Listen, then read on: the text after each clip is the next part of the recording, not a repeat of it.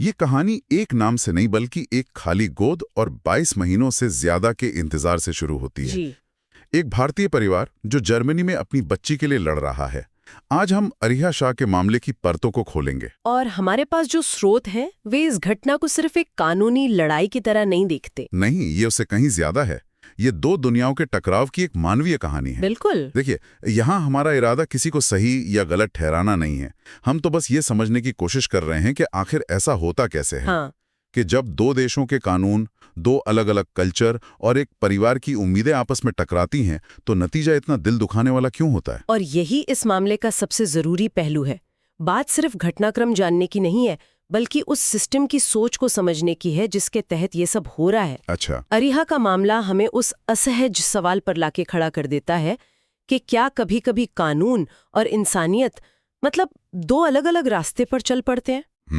हाँ, तथ्यों के साथ साथ जर्मन चाइल्ड प्रोटेक्शन कानूनों की उन बारीकियों को भी देखेंगे जो अक्सर बाहरी दुनिया को समझ नहीं आती। और ये भी कि वे भारतीय पारिवारिक संरचना से कितनी अलग हैं। जी ठीक है, तो चलिए शुरू से शुरू करते हैं। कहानी की शुरुआत होती है जब अरिहा शाह सिर्फ 7 महीने की थी। जी, सिर्फ 7 महीने की। अपने माता पिता के साथ जर्मनी में रह रही एक छोटी सी बच्ची, और फिर एक दिन जर्मन अधिकारी आते हैं और बच्ची को मतलब ले जाते हैं। हाँ, बच्ची को उसके माता पिता से अलग कर देते हैं। लेकिन किस आधार पर? मतलब वजह क्या थी? वजह बहुत ही गंभीर थी। एक ऐसा आरोप जिसे सुनकर कोई भी सिहर उठेगा। क्या वजह थी बच्चे के साथ यौन उत्पीड़न का शक। ओहो। और ये एक ऐसा आरोप है जिस पर कोई भी प्रशासन दुनिया में कहीं भी तुरंत और सख्ती से हरकत में आएगा, इसमें कोई दो राय नहीं है। बिल्कुल, और उन्होंने वैसा ही किया होगा। जी, हमें बताया गया है कि जर्मन यूथ सर्विसेज, जिसे वहाँ युगेनडाम्ट कहते हैं, युगेनडाम्ट? हाँ, उन्होंने बच्ची को फौरन अपनी देखरेख में ले लिया, मतलब फॉस्टर केयर में। लेकिन ये युगेनडाम्ट है क्या? क्या ये पुलिस की तरह है? ये संस्था इतनी ताकतवर कैसे है कि वो सिर्फ एक शक की बिना पर बच्चे को परिवार से अलग कर सकती है? ये बहुत अच्छा सवाल है, क्योंकि यहीं से सारी जटिलता शुरू होती है। अच्छा। युगेनडाम्ट पुलिस नहीं है, ये एक सिविल एजेंसी है, लेकिन जर्मनी में ये एक बहुत ज्यादा ताकतवर और कुछ हद तक विवादित संस्था है। ताकतवर कैसे? इनके पास ये अधिकार है कि अगर उन्हें बच्चे की सुरक्षा पर जरा सा भी खतरा महसूस हो, तो वो माता पिता की मर्जी के बिना बच्चे को अपनी कस्टडी में ले सकते हैं। बिना किसी कोर्ट ऑर्डर के? जी, उनका सिद्धांत रोकथाम पर आधारित है। वो किसी अनहोनी का इंतजार नहीं करते, बल्कि शक होते ही बच्चे को सिस्टम में ले आते हैं और फिर जांच शुरू करते हैं। और एक बार बच्चा उनके सिस्टम में आ गया, तो फिर उसे वापस पाना एक बहुत लंबी और मुश्किल लड़ाई बन जाती है। समझ गया। तो उन्होंने बच्ची को अपनी कस्टडी में ले लिया और जांच शुरू हुई। फिर क्या हुआ? क्योंकि हमारे सूत्रों के हिसाब से माता पिता पे ये आरोप कभी साबित नहीं हुए। बिल्कुल, और यही इस कहानी का पहला बड़ा मोड़ है। पुलिस ने जांच की, मेडिकल रिपोर्ट्स आईं, और महीनों की पड़ताल के बाद बर्लिन की क्रिमिनल कोर्ट ने माता पिता पर लगे इन गंभीर आरोपों को पूरी तरह से खारिज कर दिया। पूरी तरह से? जी, उन्हें इस मामले में पूरी तरह से बरी कर दिया गया, क्लीन चिट मिल गई। एक मिनट, तो जिस इकलौते और इतने गंभीर आरोप की वजह से बच्ची को लिया गया था, वो झूठा साबित हुआ? जी। माता पिता बेगुनाह साबित हुए? तो कहानी यहीं खत्म हो जानी चाहिए थी, बच्ची को तुरंत वापस कर देना चाहिए था। बिल्कुल यही होना चाहिए था। लेकिन ऐसा हुआ नहीं, है ना? नहीं, ऐसा बिल्कुल नहीं हुआ। और यहीं पर यह मामला एक सीधी साधी कानूनी प्रक्रिया से निकलकर एक बहुत ही उलझे हुए सिस्टम की पहेली बन जाता है। मतलब आरोप खारिज होने के बावजूद युगेनडाम्ट ने अरिहा को वापस करने से इनकार कर दिया। लेकिन क्यों? और आज 22 महीने से ज्यादा हो चुके हैं, माता पिता अपनी बेटी को वापस पाने के लिए संघर्ष कर रहे हैं। ये बात समझ से परे है। वो बच्ची जो 7 महीने की उम्र में उनसे अलग हुई थी, अब लगभग 3 साल की होने वाली है। जी, अगर माता पिता निर्दोष हैं तो बच्ची वापस क्यों नहीं आ रही? इसका मतलब है कि कहानी में यौन उत्पीड़न के आरोप से भी बड़ा कोई पेच है। वो क्या है? यहीं पर जर्मन सिस्टम की वो बारीकी सामने आती है जिसे समझना बहुत मुश्किल है। जब यौन उत्पीड़न का मामला खारिज हो गया, हाँ? तो उन्होंने गोलपोस्ट ही बदल दिया। गोलपोस्ट बदल दिया? जी, अब मामला क्रिमिनल नहीं रहा, बल्कि अब उन्होंने माता पिता की परवरिश करने की क्षमता या पेरेंटल कैपेबिलिटी पर ही सवाल उठा दिया। क्या मतलब? उनका तर्क ये था कि भले ही यौन उत्पीड़न नहीं हुआ, लेकिन बच्ची को जो चोटें लगी थी, जो माता पिता के अनुसार दुर्घटनावश थीं, हाँ, वो ये दिखाता है कि माता पिता बच्ची की देखभाल करने में सक्षम नहीं है। लेकिन परवरिश करने की क्षमता, ये तो बहुत व्यक्तिपरक बात है। इसका पैमाना क्या है? आपने बिल्कुल सही नब्ज पकड़ी है। मतलब किस आधार पर उन्होंने ये तय कर लिया कि ये भारतीय माता पिता अपने बच्चे की परवरिश के लायक नहीं हैं? इसका पैमाना जर्मन सांस्कृतिक मानक है। रिपोर्ट्स में ऐसी बातों का जिक्र है जैसे कि माता पिता के बीच तनाव या परवरिश के तरीकों पर मतभेद। लेकिन ये तो किसी भी युवा परिवार में होता है। बिल्कुल, खासकर जब वो एक नए देश में हो। लेकिन जर्मन सिस्टम इसे बच्चे के लिए अस्थिर माहौल के तौर पर देखता है। अच्छा। तो जो शुरू में एक आपराधिक शक था, वो अब एक सांस्कृतिक और मनोवैज्ञानिक मूल्यांकन में तब्दील हो गया है, जहां माता पिता को ये साबित करना है कि वो अच्छे पेरेंट हैं। और अच्छे की परिभाषा जर्मन अधिकारी तय कर रहे हैं। ये सुनकर तो ऐसा लग रहा है जैसे अरिहा अब एक जीती जागती बच्ची नहीं, बल्कि कोई सरकारी केस फाइल बन गई है, बिल्कुल। जिसे एक डेस्क से दूसरे डेस्क पर बढ़ाया जा रहा है, और उस फाइल पर नियमों और प्रक्रियाओं के स्टैंप लग रहे हैं। आप बिल्कुल सही समझ रहे हैं, और यहीं पर इस केस का सबसे चौंकाने वाला और दुखद पहलू सामने आता है। वो क्या है? जर्मन कानून में एक सिद्धांत है, बच्चे का सर्वोत्तम हित। सुनने में तो अच्छा लगता है। जी, सुनने में ये बहुत अच्छा लगता है, लेकिन उनके सिस्टम में इसका मतलब अक्सर बच्चे की मौजूदा स्थिरता से होता है। मौजूदा स्थिरता? हाँ, आप सोचिए, 22 महीने फॉस्टर केयर में रहने के बाद सिस्टम अब ये तर्क दे रहा है कि अरिया अपने जर्मन फॉस्टर पेरेंट्स से भावनात्मक रूप से अटैच हो गई है। ओहो। वो जर्मन भाषा बोलती है, और अब उसे वहां से हटाना ही उसके लिए ट्रॉमेटिक यानी दर्दनाक होगा। क्या मतलब सिस्टम की अपनी ही देरी अब बच्ची को वापस ना देने का सबसे बड़ा कारण बन गई है? जी, ये तो एक तरह का दुष्चक्र है। बिल्कुल।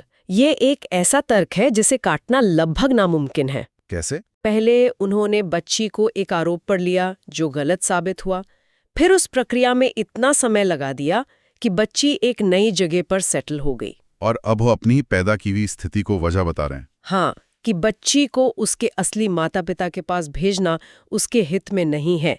ये कानून बनाम संवेदना का एक ऐसा उदाहरण है जहां कानून अपनी ही एक अलग और शायद अमानवीय तर्क प्रणाली बना लेता है।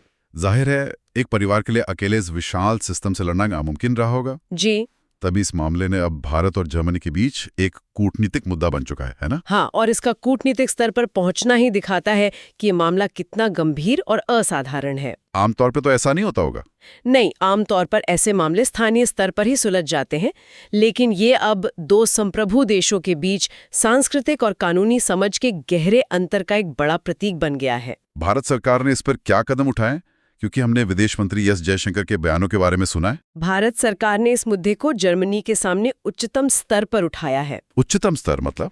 खुद प्रधानमंत्री नरेंद्र मोदी और जर्मन चांसलर ओलाफ शोल्स की मुलाकात में ये मुद्दा उठा। ओह वाह। और विदेश मंत्री एस जयशंकर ने तो कई बार सार्वजनिक रूप से बहुत कड़े शब्दों में कहा है कि अरिहा एक भारतीय नागरिक है और उसका अपनी संस्कृति में पलना बढ़ना उसका अधिकार है। बिल्कुल। तो भारत के तर्क क्या हैं और जर्मनी का इस पर आधिकारिक जवाब क्या है? ऐसा लगता है जैसे दोनों पक्ष दो अलग अलग भाषाएं बोल रहे हैं। आप सही कह रहे हैं, वो दो अलग अलग भाषाएं ही बोल रहे हैं। भारत का तर्क सीधा और कह सकते हैं भावनात्मक है। जैसे? पहला, बच्ची भारतीय नागरिक है। दूसरा, उसका सांस्कृतिक पालन पोषण जरूरी है। भारत ने यहाँ तक प्रस्ताव दिया है कि अगर जर्मन अधिकारियों को माता पिता को लेकर कोई शंका है भी तो बच्ची को जर्मनी के फॉस्टर केयर से निकालकर भारत की चाइल्ड वेलफेयर सर्विस की देखरेख में दे दिया जाए। कम से कम वो अपने देश, अपने लोगों और अपनी संस्कृति के बीच तो रहेगी। ये तो एक बहुत ही वाजिब प्रस्ताव लगता है। लगता तो है। तो जर्मनी इसे क्यों नहीं मान रहा? जर्मनी का जवाब पूरी तरह से कानूनी और प्रक्रियात्मक है। वो दो मुख्य बातें कहते हैं। क्या? पहली, न्यायिक स्वतंत्रता। उनका कहना है कि यह मामला उनके देश की एक अदालत में है और उनकी न्यायपालिका स्वतंत्र है, सरकार उसमें दखल नहीं दे सकती। और दूसरी बात? दूसरी और ज्यादा अहम बात, वो क्षेत्राधिकार के सिद्धांत पर जोर देते हैं। उनके लिए बच्ची की नागरिकता से ज्यादा महत्वपूर्ण ये है कि वो इस समय जर्मनी क्षेत्र में है। तो वो इसे जर्मन कानून के दायरे में मानते हैं? बिल्कुल, वो इसे एक स्थानीय कानूनी मामले के तौर पर देखते हैं, न कि एक कूटनीतिक मुद्दे के तौर पर। तो ये एक तरह का गतिरोध है, एक डेडलॉक। जी बिल्कुल। भारत संस्कृति, नागरिकता और मानवाधिकार की बात कर रहा है और जर्मनी अपनी कानूनी प्रक्रिया और न्यायिक स्वायत्तता की दीवार खड़ी कर रहा है। और इस सब के बीच एक छोटी बच्ची का बचपन गुजर रहा है, उन लोगों से दूर जिन्हें वो जानती तक नहीं। ये वाकई एक जटिल कूटनीतिक पहेली है। बिल्कुल। और ये मामला हेग कन्वेंशन जैसे अंतर्राष्ट्रीय समझौतों के दायरे में भी पूरी तरह से फिट नहीं बैठता। अच्छा। क्योंकि वो अक्सर माता-पिता में से किसी एक द्वारा बच्चे के अपहरण के मामलों से निपटते हैं, ना कि जब कोई देश खुद बच्चे को कस्टडी में ले ले। तो इसे सुलझाने के लिए सिर्फ कानूनी किताबों से काम नहीं चलेगा? नहीं, इसके लिए राजनीतिक इच्छा शक्ति और मानवीय संवेदना की जरूरत है, जो फिलहाल दूर दूर तक नजर नहीं आ रही। तो इन सब का क्या मतलब है? हम कहाँ आकर खड़े हुए हैं? एक बच्ची है अरिहा, उसके माता पिता हैं जो बेकसूर साबित हो चुके हैं, 2 देशों की सरकारें हैं जो इस पर उच्चतम स्तर पर बात कर रही हैं। फिर भी 22 महीने से ज्यादा बीत चुके हैं और बच्ची अपने घर वापस नहीं आ पाई है। जी। ये हमें उस बहुत ही परेशान करने वाले सवाल पर वापस लाता है, क्या कोई सिस्टम अपने ही बनाए नियमों का पूरी तरह से पालन करते हुए भी एक बहुत ही अन्यायपूर्ण नतीजा दे सकता है? मुझे लगता है कि अरिहा का मामला इसी सवाल का एक जीता जागता दुखद उदाहरण है। ऐसा लगता है कि नियमों का पालन करना और न्याय सुनिश्चित करना, ये दोनों हमेशा एक ही बात नहीं होती। मतलब एक सिस्टम अपनी नजर में सही काम कर रहा है। हाँ, हर नियम हर प्रक्रिया का पालन कर रहा है, लेकिन उसका अंतिम परिणाम एक परिवार का टूटना और एक बच्ची का अपनी जड़ों से कटना है। ये एक बहुत ही ठंडा और डरावना विचार है कि एक सिस्टम इतना कठोर और आत्म केंद्रित हो सकता है कि वो मानवीय संवेदनाओं को अपनी प्रक्रियाओं के आगे महत्वहीन समझने लगे। वैश्विक सवाल की है कि जब संस्कृतियां टकराती हैं, तो क्या ज्यादा शक्तिशाली या विकसित माने जाने वाले देश का सिस्टम हमेशा सही होता है? क्या बच्चे का हित तय करने का एक ही सार्वभौमिक तरीका हो सकता है, या फिर इसमें संस्कृति, समुदाय और परिवार की भूमिका को भी जगह मिलनी चाहिए? और क्या इंसानियत और संवेदना को किसी भी नियम या प्रक्रिया से ऊपर जगह मिलनी चाहिए? इसका जवाब शायद किसी एक व्यक्ति के पास नहीं है, न मेरे पास न किसी और के पास। लेकिन अरिहा शाह का मामला ये सवाल हम सबके सोचने के लिए छोड़ जाता है। और शायद ये भी कि जब हम देखते हैं कि कोई सिस्टम एक ऐसा नतीजा दे रहा है जो साफ तौर पर गलत महसूस होता है, तो एक समाज के तौर पर हमारी क्या जिम्मेदारी बनती है? बिल्कुल, ये सवाल सिर्फ जर्मनी या भारत के लिए नहीं, हम सबके लिए है।